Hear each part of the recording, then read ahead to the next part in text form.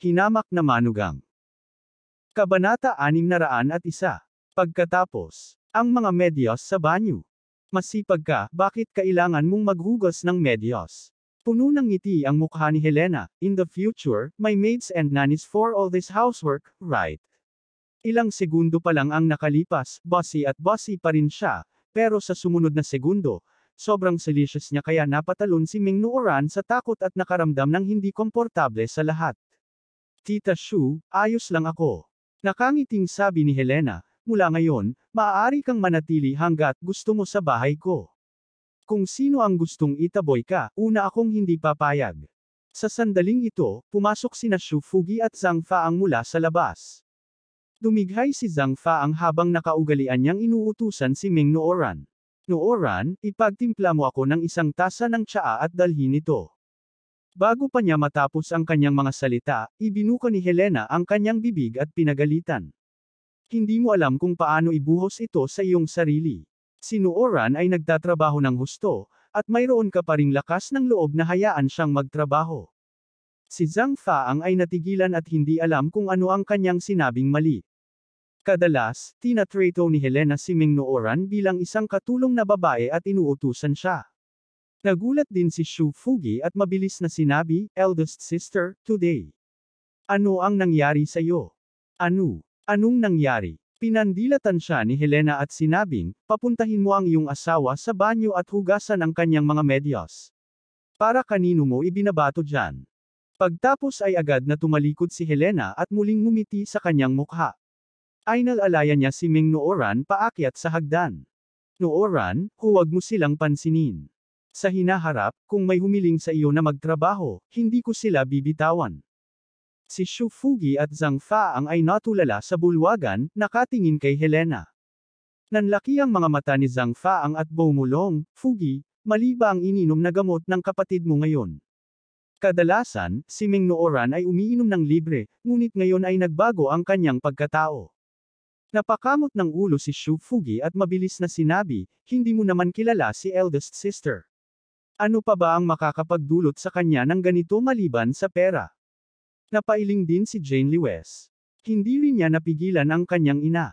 Si Helena ay marahil ang unang nasa katanghaliang gulang na babae sa Jinling City na pinakamamahal sa pera. Pero kahit anong mangyari, hanggat hindi na napipisil ni Helena si Ming Nooran, ayos lang. Kung hindi, kapag bumalik si Alex Dixon mula sa Mian Realm, kung hindi niya inaalaga ang mabuti si Ming Nooran, mahirap ipaliwanag sa oras na iyon. Tuldok. Sa kwarto ng hotel. Naka-crossleg si Alex Dixon sa Spirit Gathering Formation. Gumawa siya ng selyo gamit ang dalawang kamay at inilagay ito sa kanyang mga tuhod habang nakapikit. Isang mahinang espiritong fog ang lumabas sa kanyang katawan. Ang espiritu ng enerhiya dito ay sagana, at ang Spirit Gathering Formation ay nagtipon ng lahat ng espiritong enerhiya sa loob ng 1,000,000 radius. Nakakatulong ito para sa paglilinaw at sakop din ang buong hotel. Maging ang mga staff ng hotel ay nagulat nang makita sa pagpasok pa lang nila sa hotel, sila ay agad na nakaramdam ng kaginhawahan at puno ng enerhiya. Pumikit si Alex Dixon at binuksan ang lahat ng pores sa katawan. Ang mga putik ng purong enerhiya ay pumasok sa kanyang katawan sa pamamagitan ng kanyang mga pores. Pagkatapos ng circulating para sa isang araw, sila ay dispersed mula sa kanyang mga pores at bumuo ng isang puting fog. Pagkaraan ng ilang sandali, ang buong silid ay biglang napuno ng mga ayos na ambon, na parang napuno ito ng hamog. Habang si Alex Dixon ay nakatutok sa kanyang paglilinaw, ang spiritual sense ay nakakuha ng tunog ng mga yabag. Bahagyang kumunat ang noo niya, itinaas ang mga kamay at withdraw gesture, at dahan-daang iminulat ang mga mata. Isang bugzo ng hangin ang dumampi sa kanyang katawan, na tinatangay ang makapal na fog ng espiritu sa silid. Sa sandaling ito, may kumatok sa pinto. Dong, dong, dong. Tumayo si Alex Dixon at sinabing, come in. Itinulak ang pinto. Tumayo si Exizan Huo sa pintuan at kinakabahang pinunasan ang kanyang mga kamay. Sa tabi niya ay si Lewis Dauphin, na may dalang malaking tumpok ng mga regalo. Nasa likod niya si Exi Fei. Nang bumukas ang pinto, gulat na napatingin sa kanya si Lewis Dauphin. Tanghali na. Bakit may hamog pa sa kwarto? May natitira pang lumilipad na ulap sa silid na hindi pa nakakalat. Hindi siya pinansin ni Alex Dixon at malamig na sumulyap sa kanilang tatlo habang nagtatanong. Anong gusto mo? Baka maglakas loob silang maghanap ng hotel kung hindi siya pumunta sa Exy family para humingi ng tawad. Sa sandaling ito, nagmamadaling ngumiti si Exy Zanhua at sinabing, "Pamangkin Dixon, espesyal kaming pumunta para makita ka. Ang huling nangyari sa hotel ay kagagawan talaga ng anak ko. Hindi, pumunta ka sa Exy family namin. Busy ang tiyahin mo sa trabaho at napabayan ka, pumunta ako dito para magbigay galang ngayon." Mabilis ding sinabi ni Lewis Dauphin, "Alex, mali ang pagkakaintindi mo noong nakaraan. Ni-renovate ang building sa itaas. Kaya nga hindi kita pinatuloy. Ngayong tapos na ang renovation, magmadali kang umuwi at manatili. Ang pananatili sa isang hotel ay hindi kasing komportable na manatili sa iyong sariling tahanan." Malumanay na sabi ni Alex Dixon, "Salamat sa mabuting hangarin mo. Sanay na akong magstay sa hotel, kaya hindi ko naistorbohin ang Exy family." "Hindi kita iistorbohin. Hindi kita iistorbohin." Mabilis na sabi ni Lewis Dauphin, "Naayos ko na ang iyong silid. Papalitan ko na ang lahat ng gamit para sa iyo. Maaari kang bumalik at manatili ngayon." Nang matapos siyang magsalita, lumingon si Exy Zanhua kay Exy Faye at sumigaw, "Halika rito at humingi ng tawad sa iyong bayaw. Hindi naging madali para sa iyong bayaw na dumating mula sa bansa. Natalo ka ba? Ang iyong isip dahil abala ka sa pagdaraos ng isang piging sa pagdiriwang." Binago ni Exy Faye ang kanyang dominanteng ugali mula sa dati at nakangiting sinabi, "I'm sorry. Kuya, last time na nasa restaurant ako, busy ako sa pagtanggap ng mga bisita. It was all a misunderstanding. I came here to apologize to you." Isang peking ngiti ang ibinigay ni Lewis Dauphin at sinabing, "Kapamilya tayong lahat. Buti na lang nabuksan mo ang iyong bibig. Hindi ka masisisi ng bayaw mo. Alex, pwede ka nang bumalik sa bahay mo ngayon. Kami ang nagmamaneho ng sasakyan, tapos na." Pareho silang kumanta ng tatlo. Kahit na pinapagalitan ni Exy Zanhua ang kanyang anak, sinusubukan niyang ipagtanggol ang kanyang sarili sa loob at labas ng kanyang mga salita. Alam na alam ito ni Alex Dixon, ngunit malamig pa rin ang kanyang ekspresyon. Tumangala siya at sinabing, "Tita, salamat sa kabaitan mo. Napakaganda ng tirahan ko dito. Tsaka may kailangan pa akong asikasuhin, kaya convenient para sa akin na manatili dito. Ayoko na, bumalik ka muna sa pamilya Exy." Hinawakan ni Lewis Dauphin ang alikabok sa kanyang ilong at napapikit na lamang ang kanyang bibig sa kahihiyan. Napahiya rin si Exy Zanhua at sinabing, "Kung gayon, maghapunan tayo ngayong gabi. Tatanggap din ako ng hangin para sa iyo. Nakapag-book na ako ng pribadong kwarto. No need. As long as your family eat well." Pagkasabi nun, inangat ni Alex Dixon ang ulo niya at nagtanong, "May gagawin ka pa ba?" Pagkasabi nun, huminto ulit siya at idinagdag, "Alright, you can just call me by my name from now on. Hindi ako sanay na masyadong malapit sa iba." Nagkatinginan sina Exy Zanhua at Lewis Dauphin. Medyo nahihiya silang dalawa. Masasabi ng lahat na ayaw ni Alex Dixon na maging kamag-anak nila. Ni hindi niya sila tinuring na kamag-anak. Nang marinig ni Exy Faye ang malamig na tono ni Alex Dixon, sinimulan na rin niya silang paalisin. Bakas sa mga mata niya ang galit. Nakinig siya sa mga salita ng marangal na asawa at nilunok ang galit para kumbonsihin ang kanyang mga magulang. Dumating ang kanyang buong pamilya upang hanapin si Alex Dixon para humingi ng tawad. Siya ay dumating upang humingi ng tawad kay Alex Dixon, isang junior na may katayuan ng kanyang mga magulang. Binigyan na niya ng maraming mukha si Alex Dixon. Hindi niya akalain na si Alex Dixon ay magiging walang taktika. Napakalamig ng kanyang ugali na hindi man lang niya inilagay ang pamilya Exy sa kanyang mga mata. Gayunpaman, nang maisip niya ang planong tinalakay niya sa babae, pinigilan ito ni Exy Faye saglit at nakangiting sinabi, "Bro-in-law, you're not familiar with this place. I'm sorry kung hindi kami naging host ng trip na ito." Kabanata 602. Paano ito? Ang Manhong Peninsula sa kabila ng dagat ay isang tourist attraction. Sasamahan kita doon mamayang gabi. Mayroong ilang coliseum doon, ngunit hindi mo sila makikita sa bansa. Kung ikaw ay mapalad, maaari kang manalo ng malaking premyong pera. Anong klaseng lugar ang coliseum? Gumalaw ang puso ni Alex Dixon, at itinaas niya ang kanyang ulo. Noong nasa Manhong Peninsula siya, nakakita siya ng ilang mga gusali sa kalangitan, at napuno sila ng puot. Kung may Coliseum doon, posible talaga.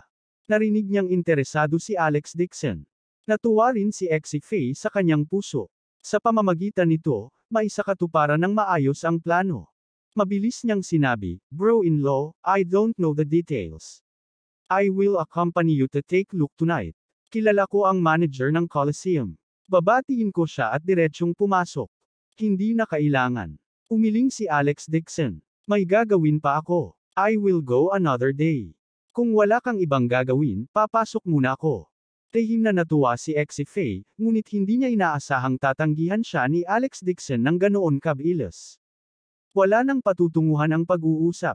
Hindi mabaliwala ni Exie Zhenhua ang kanyang katayuan at walang humpay siyang ginugulo. Wala siyang choice kundi ang umalis ng hotel kasama ang kanyang asawa at anak. Puno ng sakit sa puso ang mukha ni Lewis Dauphin. Habang naglalakad ay galit na sambat niya. Sino siya sa tingin ni Alex Dixon? "Nagpunta kami dito ng personal para humingi ng tawad sa kanya." Naglagay pa siya ng mataas at makapangyarihang anyo. Hindi niya tinitingnan ang ginagawa niya. To put it nicely, feng shui siya. Naval Fleet, ngunit para sabihin ito, siya ay pandaraya. Ano ang silbi ng pagsasabi ng lahat ng ito ngayon? Galit na sambat ni Exie Zhenhua, kahit naman luloko si Alex Dixon, pakikinggan ni Boss Wu ang bawat salita niya. At saka, nagtitiwala din si Young Master Cheng sa kanya. Kung makapagsasabi siya ng ilang magagandang salita para sa Exie Corporation, magiging pamilya pa rin ba natin ganito? Matagal na tayong mayaman. Si Exie Zhenhua ay nag-iisip pa rin tungkol dito, at ang kanyang puso ay sumasakit. Pinalampas niya ang napakagandang pagkakataon para baguhin ang kanyang buhay ng ganoon. Pagkatapos noon, umuwi siya at pinag-usapan ang anak at asawa, pero pamilya naman sila. Ang pangunahing dahilan kung bakit sinisisi ni Exie Zhenhua si Alex Dixon sa walang pakialam sa pamilya. Galit na sabi ni Exie Faye, "Tay, itong si Dixon ay walang pusong basura. Tumawag ako sa Lewis family sa Jinling kaninang umaga. Wala namang magandang sinabi si Tita Helena sa kanya. Parang dati niyang binubuli si Tita Helena sa Jinling. Hindi ko alam kung anong klaseng buhay ang kinagisnan ng pinsan ni Jane noon."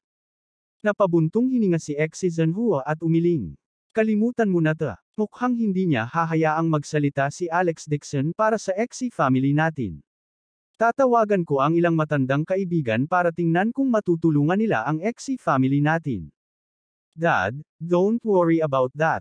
May kilala na akong benefactor. She wants me to help her with something. As long as naayos na ang usapan, she will surely help us. Nakangiting pag-alo ni Exie Faye sa kanya. Kumunot ang noo ni Exie Zhenhua at sinabing, "Ang tinutukoy mo ba ay ang mga hamak na iyon na kadalasang kumakain at umiinom? Ano ang magagawa nito?" "Hindi." Umiti si Exie Faye nang may kumpiyansa at sinabing, "Tay, walang anuman ang Alex Dixon na iyon." Masasabi niya ang ilang salita sa harap ni Boss Wu. "Sa harap ng kaibigan ko, wala siya. Ang kaibigan kong ito, ay may isang malapit na relasyon sa Angshan clan hanggat hindi nagsasalita siya. Magiging kasing ganda ni Alex Dixon si Wu Jiting ng 100 beses." Nagulat at natuwa si Lewis Dauphin. Mabilis niyang sinabi, "Anak, saan mo nakilala ang ganoong tao? Kilala ba siya ng mga bodyguard?" Buti na lang at nakapasok ang anak niya sa bodyguards. Karamihan sa mga tao sa pangkat ay mga bata sa ikalawang henerasyon. Kung ang kanyang anak ay maaaring makipagkaibigan sa mga anak ng kanilang mga big shot, hindi ba magiging matagumpay ang Exie family? Umiti si Exie Faye at sinabing, "Nay, masyadong maikli ang iyong paningin. Mas mataas pa ang status ng kaibigan ko kaysa sa mga bodyguard." Talaga, natuwa rin si Exie Zhenhua. Sa sobrang tuwa niya ay nanginginig ang kanyang mga balikat. Puno ng mga anak ng big shot ang bodyguards pero mas mataas ang status ng kausap ng anak niya. Hindi ba iyon ang pangunahing klase ng Angshan clan? Kung ganoon talaga ang kaso, kailangan pa ba ng Exie family na mag-phone sa isang maliit na figure tulad ni Alex Dixon? "Dad, Mom, don't worry. Maghintay kayo sa bahay ng 2 araw. Siguradong aayusin ko ng maayos ang bagay na ito." Isang bakas ng kabangisan ang sumilay sa mga mata ni Exie Faye. Para sa Exy family at para maalis ang kahihiyan ngayon, kailangan niyang makipagtulungan sa babaeng iyon para harapin si Alex Dixon. Tuldok tuldok tuldok tuldok tuldok tuldok.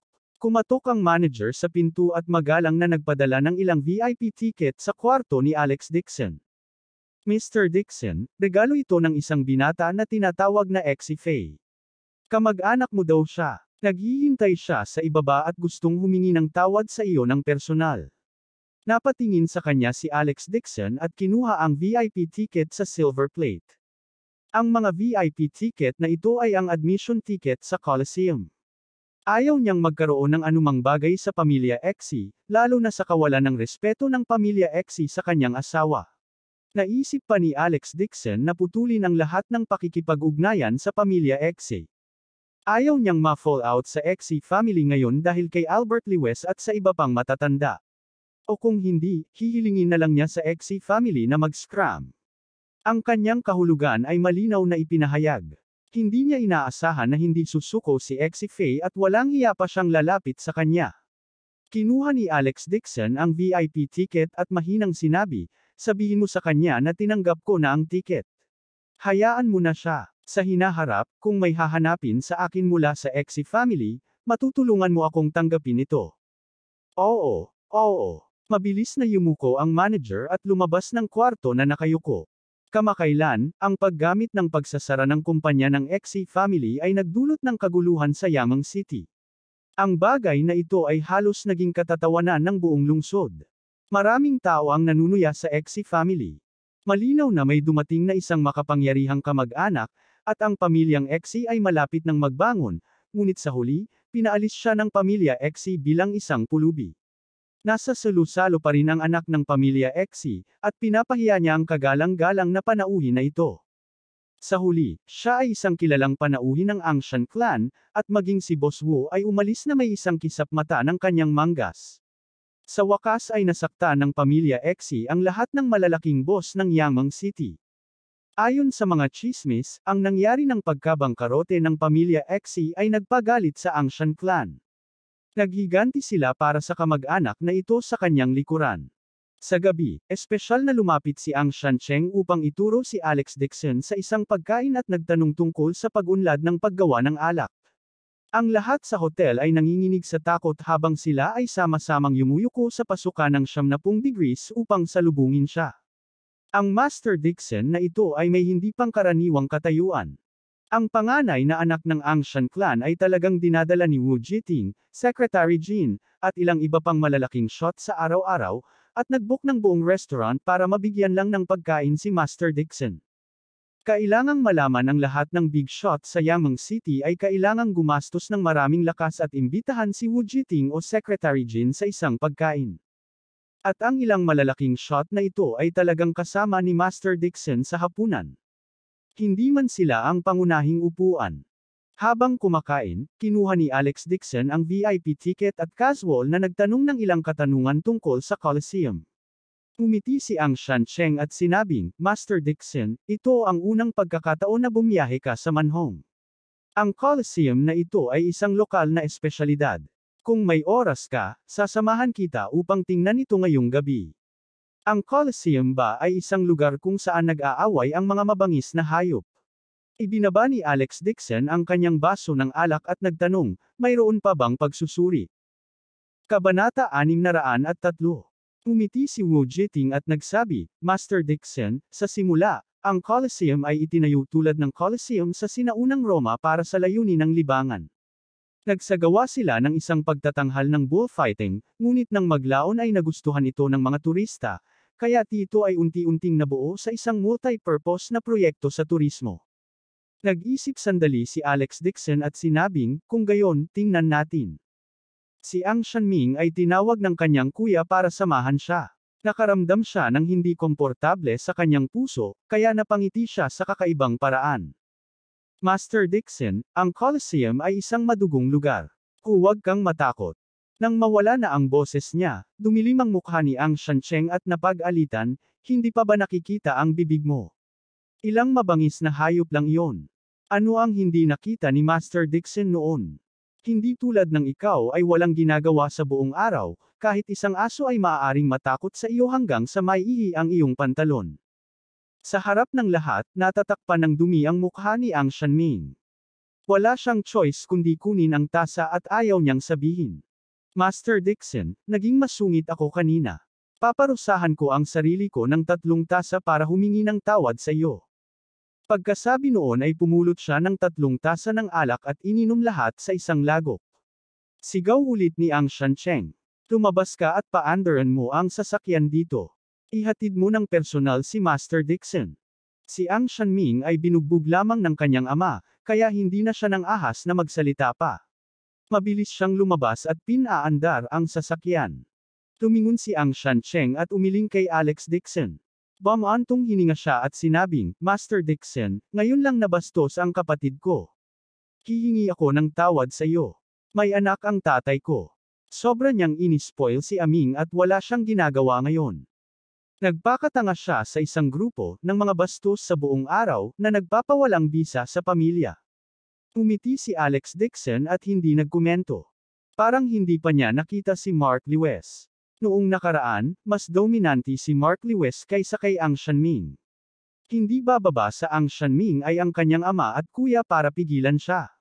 Si Mark Lewis ay spoiled sa old lady Lewis. Walang pakialam ang kanyang mga magulang sa tama o mali. Naging bias sila. Sa huli, nalagay siya sa gulo, na naging sanhi ng pagkawasak ng Lewis family. Gayunpaman, pagkatapos marinig na binanggit nila ang Coliseum, pansamantalang makumpirma ni Alex Dixon na ang masamang aura na bumabalot sa gusali ay malamang na nangyayari sa Coliseum. Kung ang masamang aura ay masyadong malakas, ito ay bubuo ng isang yin specter, na magkakaroon ng malaking epekto sa kalapit na feng shui. Dahil ang minahan ay malalim sa ilalim ng lupa, ang yin qi ay napakabigat. Kung ang jade mine ay malapit sa yin specter, tiyak na maaapektuhan ito, at magiging napakadali para sa minahan na tumagos sa tubig at magiging mahirap na minahan. Pagkatapos ng hapunan, nag-ayos si Ang Shanming ng sasakyan. Inihanda niya ang sarili at personal na kumilos bilang driver. Inanyayahan niya si Alex Dixon sa kotse at nagmaneho sa Coliseum sa rehiyon ng Mankong. Kadalasan, maraming tao si Ang Shanming kapag lumabas siya, pero ngayon ay driver na talaga siya ni Alex Dixon. Siya ay labis na ayaw, ngunit wala siyang magagawa tungkol dito. Akala niya makikita niya si Alex Dixon na magpapakatanga mamaya. Maya-maya, huminto ang sasakyan sa entrance ng isang circular building. Ang pabilog na gusaling ito ay mukhang isang malaking teatro sa unang tingin, ngunit ang pasukan ay binabantayan ng husto.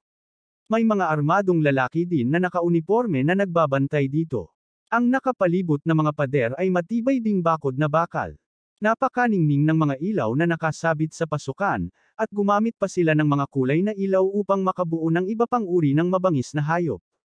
May mangilan-ngilan ding mga dilag na nakabikini, at nagpapakitang gilas sila sa pasukan. Gabi na noon, at may dagat ng mga tao sa pasukan ng Coliseum. Karamihan sa kanila ay mga turista na may iba't ibang kulay ng balat, at mayroon ding maliit na bahagi sa kanila na mga lokal na turista sa Myanmar. Nagsisiksikan ang mga tao sa harap ng ticket office, nag-aaway para makabili ng ticket para makapasok. Ang Coliseum na ito ay tinawag na Gladiator, at ito ang nakitang Coliseum sa lugar ng turista ng Mankong. Mayroon lamang itong 2 round sa isang linggo, at sa tuwing magbubukas ito ay puno. Ito ay napakapopular. Kinailangan ng mga turista na umasa sa pag-agaw ng mga tiket. Kung sila ay masyadong mabagal, hindi nila magagawang mang-agaw ng mga tiket. Naisip ni Alex Dixon ang mga VIP ticket na ipinadala ni Exifei at inilabas ang mga ito. Tanong niya, ilang tiket ko dito? Magagamit ko ba? Umiti si Ang Shancheng at sinabing, ang ganitong uri ng admission ticket para sa mga ordinaryong bisita ay hindi karapat-dapat sa pagkakakilanlan ni Master Dixon. Pumasok tayo mula sa ibang lugar. Pagkasabi nun ay nagsalita siya sa bodyguard sa likod niya. Naglakad ang bodyguard at bumulong sa mga armadong tauhan na nagbabantay sa pinto. Nagmamadaling lumabas ng bulwagan ang isang medyo may edad na lalaki na mukhang manager. Naglakad siya sa harap ni Ang Shancheng at yumuko ng 90 degrees. Pagkatapos ay yumuko siya kina Ang Shanming at Alex Dixon at gumawa ng please gesture. Tumingon si Ang Shancheng at ngumiti kay Alex Dixon. Master Dixon, itong Coliseum ay may shares ng Angshan clan. Kaya naman may VIP seat, at hindi na kailangan ng admission ticket. Magalang na pinangunahan ng manager ang daan. Hindi man lang siya naglakas loob na huminga ng malakas. Napakagalang niya kay Alex Dixon. Maaari niyang sabihin sa isang sulyap na si Alex Dixon ay isang mahalagang panauhin na hindi niya maaaring masaktan. Ang dalawang tagapagmana ng Angshan clan ay maingat na sinasamahan si Alex Dixon.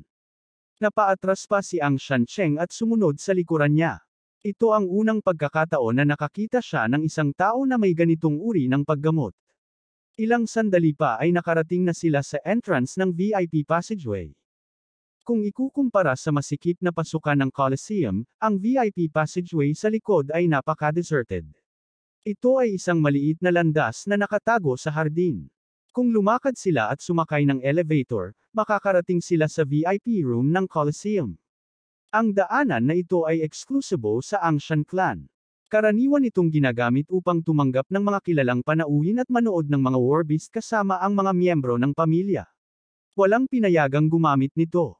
Pumasok si Alex Dixon sa elevator at naramdamang dumudulas ito pababa. Tanong niya. Nasa ilalim ba ng lupa ang Coliseum? Inilabas niya ang kanyang spiritual sense, at naramdaman niya ang isang mabangis na aura na nagmumula sa ilalim ng lupa. Dahan-daang bumukas ang pinto ng elevator, at mula sa loob ay lumabas ang isang alon ng mga nakakabaliw na ingay, kasama ang ilang mga dagandong ng mababangas na hayop. Nakakabingi ang sound waves para itong soccer field sa World Cup, ang daming nasa sabik. Sa underground Coliseum na ito, ang istruktura ng gusali ay parang isang malaking opera house. Sa gitna, may malaking bilog na plataporma.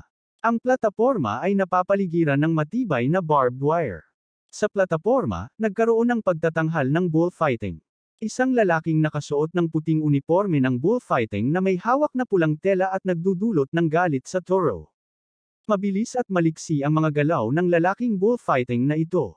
Sa ilalim ng kanyang panunukso, ang toro ay nagngangalit at sumugod papunta sa kanya na nakayuko ang ulo. Ang bilog na entablado ay napapalibutan ng mga upuan ng madla, na nahahati sa dalawang antas. Ang itaas na antas ay ang mga upuan ng VIP. Sa ilalim ng dim light, sa audience seat.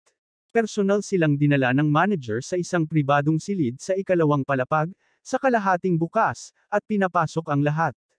Matapos makaupo ang lahat sa sofa, tinawag ng manager ang dalawang babaeng attendant na nakasuot ng mga damit na nakasisiwalat at may hawak na dalawang buong plato ng chips at ngumiti ng paumanhin. Young Master Cheng, gusto mo bang tumaya at maglaro ng ilang rounds?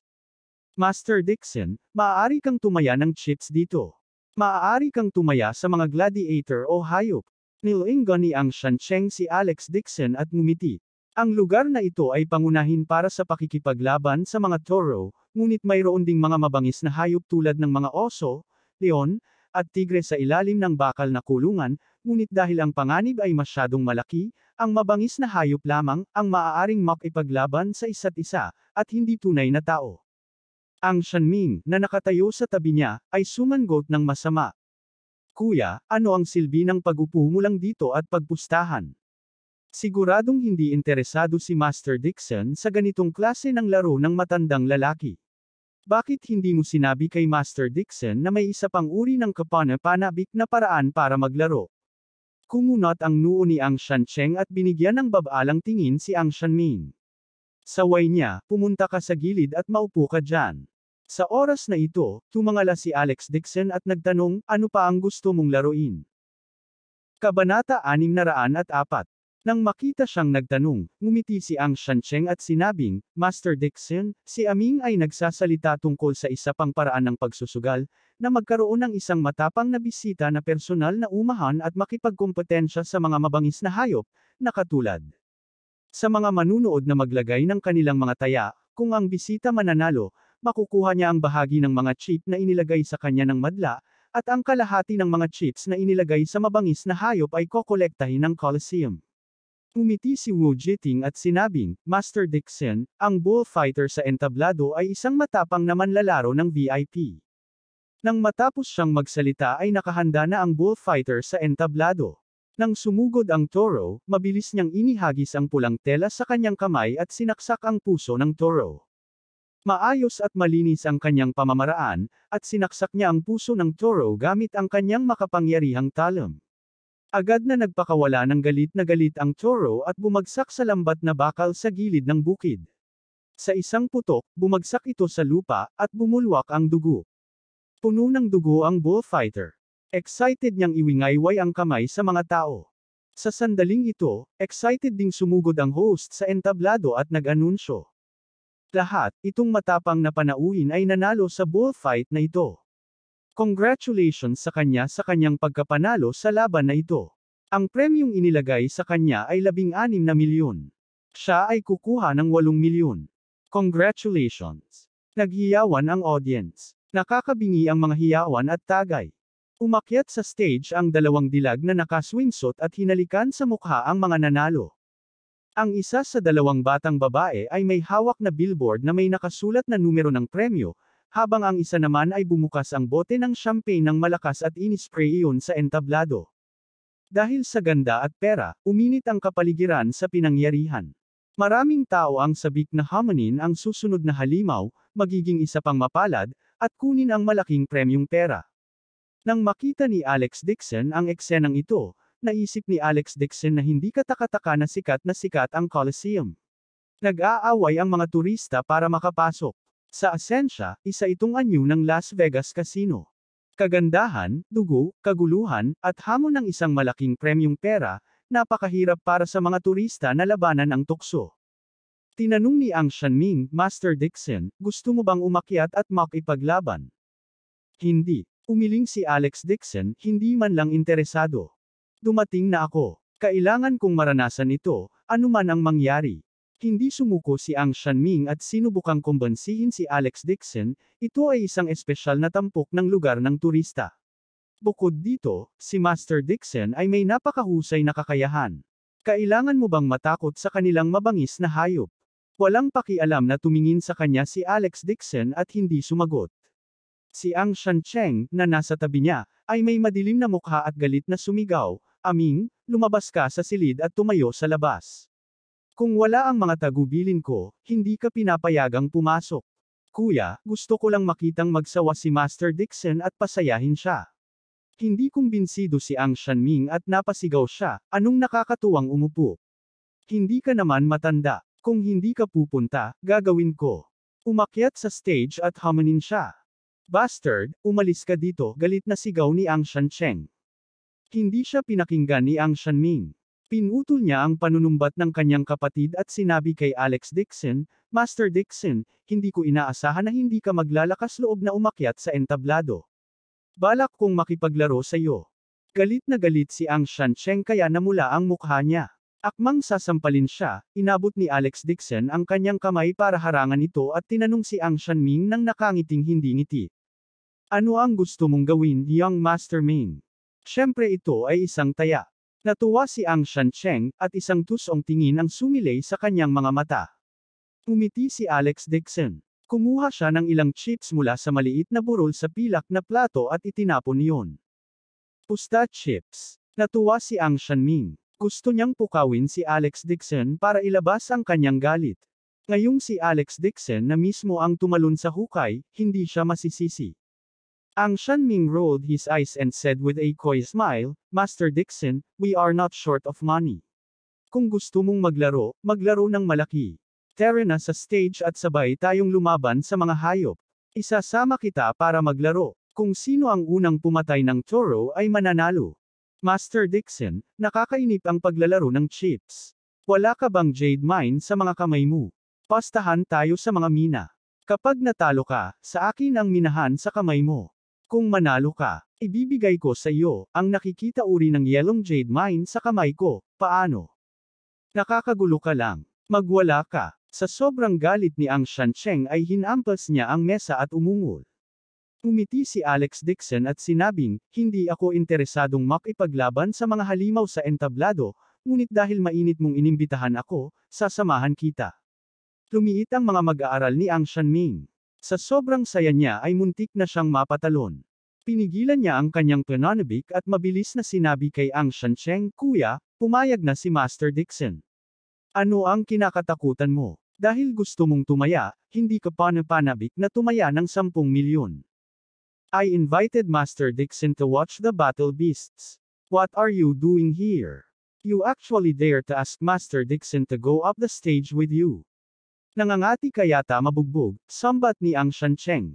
Hindi sinasang-ayunan ni Ang Shanming, "Kuya, walang kabuluhan ang makipaglaro sa isang matandang tulad mo. Kung gusto niyang aliwin si Master Dixon, kailangan niyang gumawa ng isang bagay na kapanapanabik. Hindi ba sa tingin mo ay interesado si Master Dixon?" Pagkasabi niyon ay natakot siya na baka mapag-alitan na naman siya kaya dali-dali siyang lumabas ng kwarto at tumakbo pababa sa ikalawang palapag. Ang bastos na ito. Hindi nakaimik si Ang Shancheng. Nagsisi siyang dinala rito si Ang Shanming. Ang kanyang orihinal na intensyon ay hayaan ang kanyang kapatid na sipsipin si Alex Dixon at si Alex Dixon ang mag-aalaga sa kanya sa hinaharap. Sinong mag-aakala na ang batang ito ay magdudulot ng gulo kung saan-saan? "Master Dixon, pasensya na sa pagpapatawa sa iyo." Si Ang Shancheng ay labis na walang magawa at muli siyang humingi ng tawad kay Alex Dixon. "Pagkabalik natin, ikukulong ko ang batang ito. Sa susunod, siguradong hindi ko na siya dadalhin dito, para hindi na makaistorbo kay Master." Mahilig sa excitement ang mga kabataan. Mararanasan ko rin. Di bale, napangiti si Alex Dixon at winagiway ang kamay. Ang isang silk pants na tulad ni Ang Shanming ay walang silbi na magsabi pa. Kapag nagdusa siya, natural na mauunawaan niya. Si Ang Shanming ay tumakbo pababa sa ikalawang palapag, ngunit hindi pumunta sa backstage para maghanda. Sa halip, pumasok siya sa isa pang VIP room nang walang tao. Sa pribadong silid, pinalibutan ng ilang babaeng bodyguard na nakasuot ng itim ang isang dalaga na tila isang hiyas. Tuwang-tuwang tumakbo si Ang Shanming at sinabi sa marangal na ginang, "Ang bagay na ipinagagawa mo sa akin, nagawa ko na." Sayang si Alex Dixon. Mas mahiyain pa siya sa daga. Hindi naging madali para sa akin na tumawag, akyat na siya sa stage. Nakasuot ng feather mask ang ginang sa kanyang mukha at nakangiting itinaas ang kanyang tasa. "Alam ko na, hilingin kay Young Master Ming na lumabas. Tiyak na gagana ito. Kakaunti lang ang mga kakayahan niya, ngunit hindi karapat-dapat ang isang hanggal na tulad ni Exi Fei na ikumpara sa iyo." Of course. Biglang lumutang si Ang Shanming at mayabang na sinabi, "Itong si Exi ay isang basura." Matapos makapasok sa bodyguards, napili pa siya bilang kapitan ng ika-4 na club. "Ako daw ang kapitan, pero pinilit daw ako ng tatay ko na mag-training mula sa simula hanggang sa huli, ano ang silbi ng pagsasanay?" Umiti ang ginang at sinabi, "Siyempre, sasabihin ko rin sa iyong kapitan kapag may pagkakataon akong ipaalam sa kanya na mas makapangyarihan si Young Master Ming." Ang Shanming ay puno ng pagmamalaki dahil sa papuri sa kanya. Mabilis niyang sinabi, "Handa na ba ang bullfighting?" "Nakaayos na. Maya-maya, iwiwizak natin ang walang kulay at walang amoy na sikretong halimuyak sa pulang tela ni Alex Dixon. Hindi maamoy ng mga tao ang ganitong klase ng halimuyak, ngunit ang mga mabangis na hayop ay mapapasigla at mababaliw, aatake, sa kanya ng baliw." Kabanta 605. Mabuti naman. Nagnganga ang mga ngipi ni Ang Shanming at sinabing, mas mainam na takotin ang lalaking ito na si Dixon hanggang sa maiihi ang kanyang pantalon. Tingnan niya kung gaano ako kalakas. Pagkasabi niyon ay napaisip siya saglit at idinagdag, "Yun. Gusto ko lang siyang takutin. Hindi naman hahayaang masaktan ng ganitong pabango si Dixon, di ba?" Umiti ang ginang, "Hindi naman. Ordinaryong bullfighting lang. Hayaan mo si Alex Dixon na magpakatanga sa entablado, tulungan mo si Young Master Ming na ilabas ang galit niya, at makuha mo rin ang iyong Jade Mine. Tsaka, di ba si Young Master Ming pa rin sa tabi niya?" Pinakalma ni Ang Shanming ang kanyang puso at nagpakawala ng malamig na single. "Sige, let Dixon have a look at him. Ako, Young Master Ming, am amazing. Tingnan natin kung maglalakas loob pa siyang magpakitang gilas sa harap ng kapatid ko sa hinaharap." Pagkatapos magsalita ni Ang Shanming ay mayabang na lumabas ng private room. Pagkaalis niya, nawala ang ngiti sa mukha ng ginang at malamig siyang ngumuso. "Idiot." Isang babaeng bodyguard sa gilid ang yumuko at nagtanong sa mahinang boses, Madam Hong, gusto din ni Young Master Ming na umakyat sa entablado. Sasagutin ba niya ang plano mo pagkatapos nito? Anong kinakatakutan mo? Malamig na sabi ng ginang, walang utak si Ang Shanming.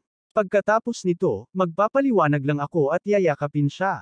Makikinig siya sa akin. Sa utak ng baboy niya, imposibleng masyado siyang mag-isip. Sa sumunod na laban, ganap na armado si Ang Shanming. Isinuot niya ang kanyang uniforme sa bullfighting at lumakad papunta sa entablado ng may matinding espiritu. Si Alex Dixon ay kalmado rin at composed habang humahakbang pasulong. Masiglang nagsalita ang host sa entablado. Si Ang Shancheng, na nakatayo sa ibaba ng stage, ay nakasimangot at tinawag ang manager. Pawis na pawis ang manager. Hindi niya inaasahan na personal na aakyat sa entablado ang kapatid ni Young Master Cheng, kaya mabilis siyang nangako ng paulit-ulit. Young Master Cheng, maraming beses nang naglaro si Young Master Ming dito. Marami siyang karanasan sa pakikipaglaban sa mga hayop, kaya walang magiging problema. Bukod dito, nag-ayos na rin kami ng mga bodyguard sa hangganan ng Coliseum. Hanggat nasa anumang panganib ang mga kalahok, agad na iputok ang tranquilizer gun. Hinimas ni Ang Shancheng ang kanyang mga templo. Nakita lang niya si Alex Dixon na kinokontrol ang tubig bilang isang phoenix, at nahulaan niya na maaaring ito ay isang art. Ngunit ngayon, ito ay isang kompetisyon ng lakas sa pagitan ng mga toro. Hindi niya alam kung kaya ni Master Dixon. Kinawayan niya ang kanyang kamay sa manager at mahinang sinabi, bumaba ka. Kumilos ayon sa sitwasyon. Dapat mong tiyakin ang kaligtasan ni Master Dixon at Aming. Isa rin itong pagkakataon upang subukan ang lakas ng pakikipaglaban ni Master Dixon. Isang liwanag ang bumungad sa entablado. Napuno ng tagay ang buong arena. Kasabay ng tunog ng sipol, dahan-daang bumukas ang isang makapal na bakal na pinto sa tabi ng holo na bakal na may tunog na langit-ngit. Isang bagzo ng masamang hangin ang sumugod sa kanila. Mo. Kasunod ng isang galit na dagandong, isang malaking itim na warbull ang sumugod mula sa likod ng bakal na pinto. Sa sandaling lumitaw ang itim na warbull, dumiretso ito papunta kay Alex Dixon na parang isang mabilis na kotse. Madali itong naiwasan ni Alex Dixon. Gayunpaman, nang lumingon ang itim na warbull, muling ibinaba nito ang ulo. Itinaas nito ang matutulis nitong mga sungay ng toro at muling sumugod patungo kay Alex Dixon. Bahagyang sumimangot si Alex Dixon at umiwas sa gilid sa unang pagkakataon. Ngunit ang itim na warbull na ito ay tila may nakilala at muling inatake siya. Naghiyawan din ang crowd sa ibaba ng stage. Naka-cross arms si Ang Shanming sa gilid. Nang makita si Alex Dixon na patuloy na umiiwas, bakas sa mukha niya ang pagngisi, at kinutsa pa niya ito. Master Dixon, huwag ka na lang tumakas. Bilisan mo. Hindi na lang siya pinansin ni Alex Dixon at umiwas lang. Napangiti ng sarkastiko si Ang Shanming. Ano Master Dixon? Hindi pa isang basura. Isang warbull ang natakot sa kanya hanggang sa mamatay. Paulit-ulit na umatake ang itim na warbull. Hindi, nagngangalit ito at lalong naging baliw. Nakita ni Ang Shanming na oras na, kaya kinuha niya ang pulang tela. Naglakad siya ng may pagmamalaki. Gusto lang niyang takutin si Alex Dixon at basagin ang diwa nitong si Dixon para hindi na siya tawagin ng kanyang ama at kuya na basura. Kung talagang nasaktan si Alex Dixon, walang lakas ng loob si Ang Shanming. Kung tutuusin, alam niya kung gaano kalakas si Alex Dixon. Nais din ng Ang Shan clan na hinihiling kay Alex Dixon na tumulong sa pagsasanay sa kanilang mga bodyguard, upang magkaroon sila ng karaniwang interes sa hinaharap. Habang naglalakad si Ang Shanming, kumaway siya sa mga tao sa ibaba ng stage, na para bang nanalo na siya sa kompetisyon. Siya ay nasa mataas na espiritu. Inagaw niya ang pulang tela mula sa kamay ni Alex Dixon at nginisyan siya. Master Dixon, maaari kang magpahinga sa gilid. Ipauwi mo sa akin ang mga bagay-bagay dito.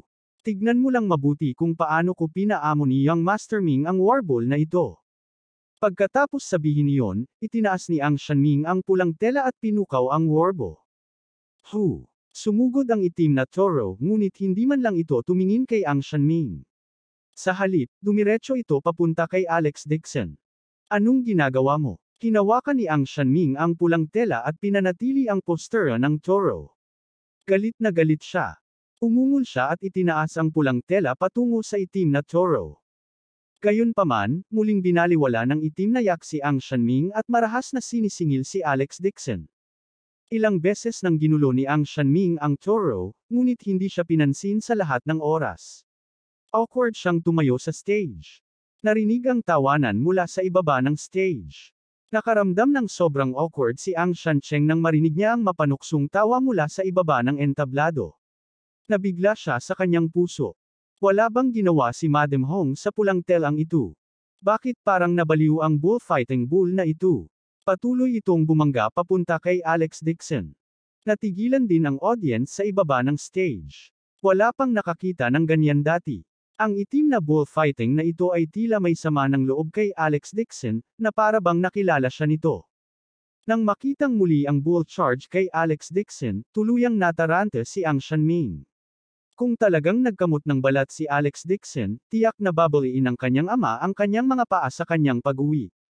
Nang itinaas ng Toro ang apat na paa nito at sumugod, nagpakawala ng malakas na dagandong si Ang Shanming at sumugod patungo sa Toro. Sinaksak niya ang kanyang talam sa likod ng Toro, paalis na tumusok papunta sa puso nito. Ang itim na warbull ay nagpakawala ng galit na dagandong. Baluktot ang katawan nito, at tumalsik ang dugo sa lupa. Namutla ang mukha ni Ang Shanming, at patuloy siyang naghahabol ng hangin. Ngunit hindi bababa sa ito ay ligtas at maayos. Master Dixon, pasensya na, nanalo ako. Bumantong hininga si Ang Shanming, pagkatapos ay parang isang nanalo, itinaas niya ang kanyang mga kamay at iminuwestra ang mga manunood sa ibaba ng entablado. Gayunpaman, ganap na tumahimik ang mga manunood. Walang kahit isang tagay. Galit na galit si Ang Shanming. Hindi niya napigil ang sumigaw sa audience sa ibaba ng stage, anong ginagawa niyo? Hindi niyo ba nakita na nanalo ako? Sa sandaling ito, ang boses ni Alex Dixon ay nagmula sa likuran. Sa likod, isang bagzo ng mabahong hangin ang damaloy. Isang ideya ang biglang pumasok sa isip ni Ang Shanming. Tumingon siya bigla at nakita niya ang isang malaking itim na anino. Sa isang whoosh, ito ay lumaki sa harap ng kanyang mga mata, at ang matutulis na mga sungay ng Toro ay tumusok papunta sa kanya. Arg! Sa sobrang takot ni Ang Shanming ay napasigaw siya ng malakas, at tumindi ang lahat ng balahibo sa kanyang katawan. Hindi niya inaasahan na ang warbull ay hindi ganap na namatay, at talagang nakapatay ng isang backstabber. Huli na para umiwas siya. Ibinaba ng itim na warbull ang ulo at itinaas ang sungay nito, at papalipad na sana siya. Sa ibaba ng entablado, napatayo din si Ang Shancheng sa gulat at sumigaw, "Aming!" Halos bumagsak sa lupa ang manager sa takot. Hindi niya inaasahan na ang Toro, na nasaksak, ay bumangon mula sa lupa at sasalakayin si Ang Shanming. Nabalik din sa katinuan ang bodyguard sa tabi ng hola at mabilis na kinuha ang tranquilizer gun. Ngunit huli na. Ang bullfighting bull ay sumugod na sa harap ni Ang Shanming at bumangga sa kanya. Sa sobrang takot ni Ang Shanming ay hindi man lang siya nakasigaw. Ang kanyang isip ay ganap na blanko. Sa sandaling ito, si Alex Dixon, na nakatayo sa tabi niya, ay bigla siyang pinagalitan. "Tumigil ka." Ang nagngangalit na Toro ay biglang tila natigilan. Ang apat na paa nito ay tila napako sa lupa, at agad itong tumayo nang hindi gumalaw sa harap ni Ang Shanming.